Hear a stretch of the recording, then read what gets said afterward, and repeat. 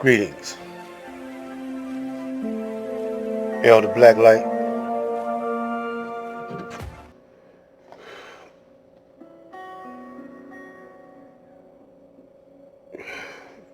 Heed my advice. What every black woman and girl need to know. I don't see no one really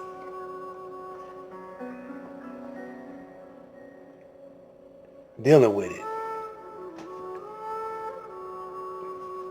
I'm a great grandfather, a grandfather, a father, and a husband. I've been married for shoot, maybe about 45 years.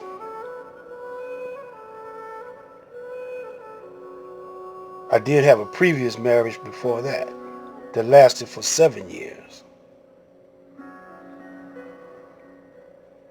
I had two daughters by my first marriage. Second marriage, one son and three daughters.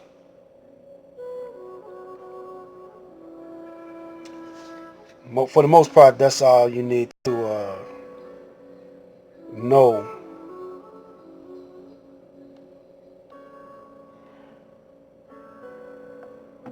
At this point in time, I just wanted to let you know my experiences in life. My early days growing up on the west side, on the west side of Detroit, on Finkel, Wilderman Finkel.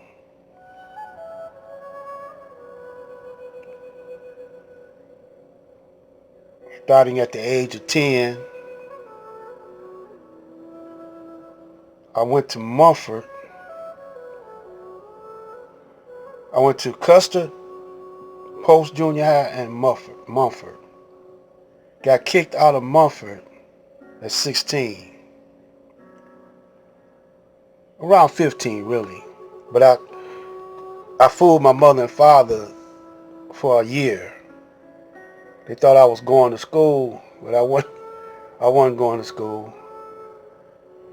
And my old man, he went up to the school, up to Mumford, and they told him that they had kicked me out because they had also wrote him some letters and said I hadn't attended class. And so my old man, he went up there and they told him how I got kicked out. I got kicked out because I was shooting dice in front of the school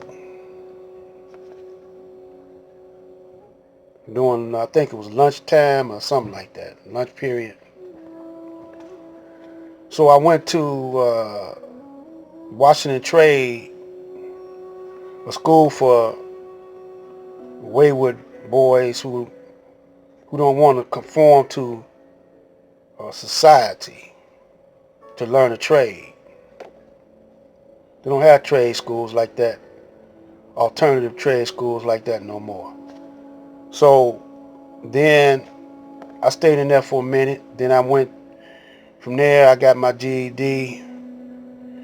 Then I went to Wayne County Community College. Then from there, I attended Wayne State for a brief second.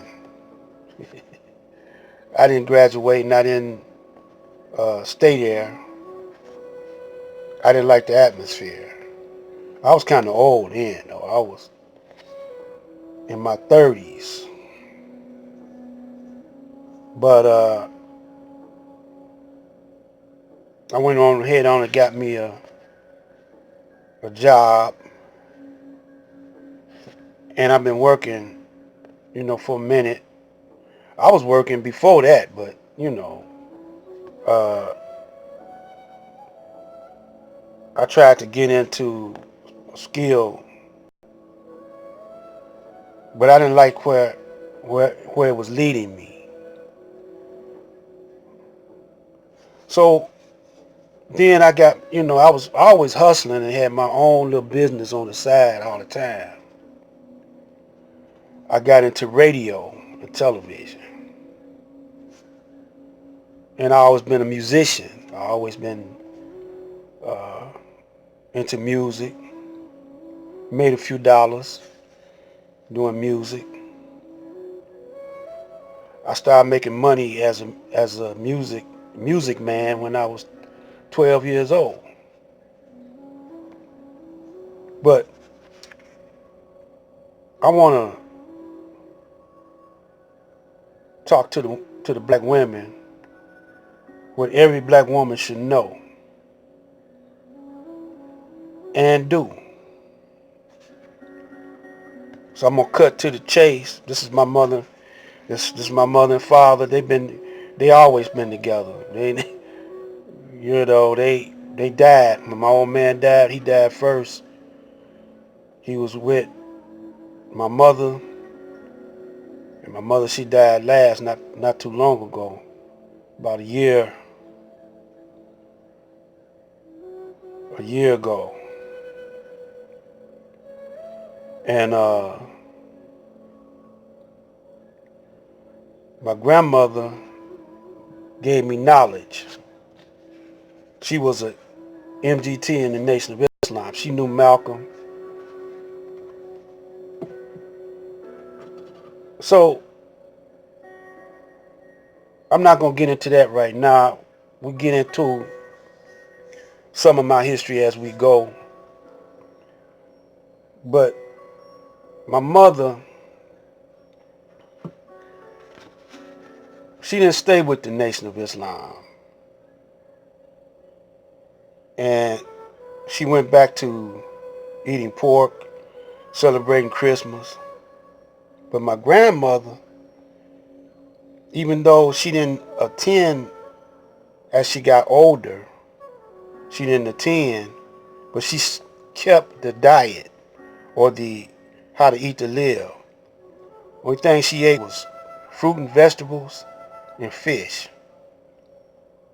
Every now and then she would eat a chicken, but mostly fruit and vegetables and fish. That's all she ate. And she lived to be 102. And are still in her right mind. But she just got tired. You know, I go into that later. She had a hard life with some hard men. They were mostly street guys, hustlers, pimps, players. See, guys, a lot of guys, they back in those days, they worked, but they also hustled hard. Around the clock, they be trying to get that money. Go to work, then after work, go and hustle somewhere, whatever their hustle was. My mother's father was a kind man, and he had other women on the side that were streetwalkers, ladies of the night. So my mother was careful when she picked my old man. My old man had a little game in him, but he didn't take to it. He didn't want to go that way. So he just was a guy that worked out at Chrysler. And this is what I want to give to you. We're gonna have a part 3, but this is what I want to give to you, to the young, every black woman. I don't care where you at, all over the planet, because the Caucasian is running the same game all over the planet, and our people are falling for it. That's why the planet is such messed up This is what you got to do, what your parents didn't really sit down and teach you about. Because they was out there chasing that dollar like my mother was. But good thing I was born into the nation of Islam and got those good teachings from the Honorable Elijah Muhammad. Learn how to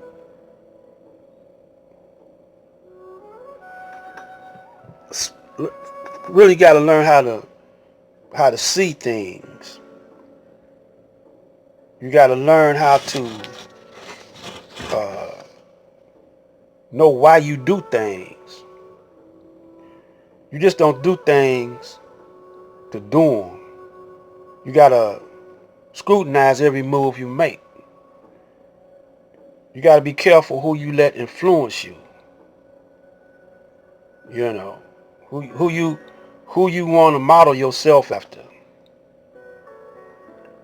You got to be careful of that. So you got to scrutinize the people you hang with. And it ain't about just having a good time. You know, what you think is fun, but really it ain't. Drinking ain't no fun. Drinking whiskey, you get drunk, throw up,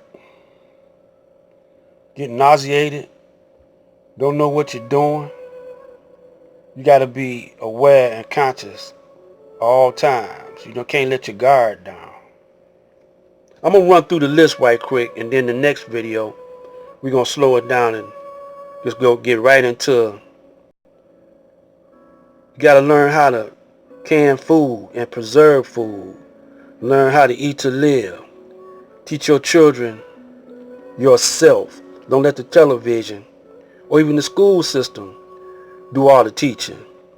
Never trust a pale face and a smile. Especially them. They break treaties. They're breaking them now. They done broke them back in the past. Learn how to prepare healthy foods for yourself and family. Stop looking at television only to analyze the Caucasian's thinking. Teach and train your boys to respect and protect all black women. Stop getting upset with black men because we are all under the effects of Willie Lynch. So we're not through with it. Come back on the next one, part 3. Stay with me.